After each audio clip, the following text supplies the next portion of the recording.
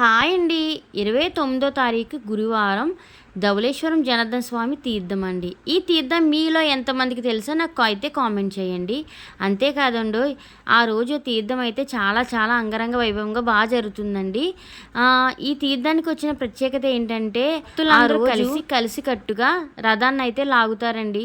స్వామివారికి మధ్యాహ్నం సమయంలో ముహూర్తం పెడతారు. అదే ముహూర్తం సమయానికి ప్రజలందరూ కలిసి తాడుతోటి రథాన్ని అయితే ఊరేగిస్తారండి.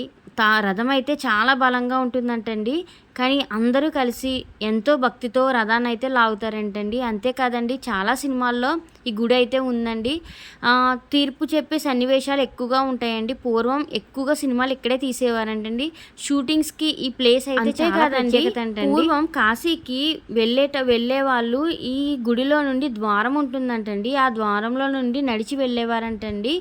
కానీ ఇప్పుడైతే ఆ ద్వారం మూసేశారు. కానీ పూర్వం అయితే ఆ ద్వారం నుండే కాశీకి వెళ్ళేవారని చెప్తూ ఉంటారండి పెద్దవాళ్ళు.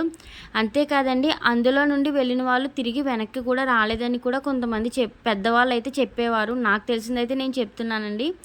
మీలో ఎంతమందికి ఈ గుడి గురించి తెలుసో కామెంట్ చేయండి. అలాగే అదే రోజు మనకి అంతర్వేదిలో కూడా తీర్థం జరుగుతుందండి. చాలా బాగా జరుగుతుంది. మీలో ఎంతమందికి తీర్థం గురించి తెలుసో కామెంట్ చేసేయండి. బాయ్.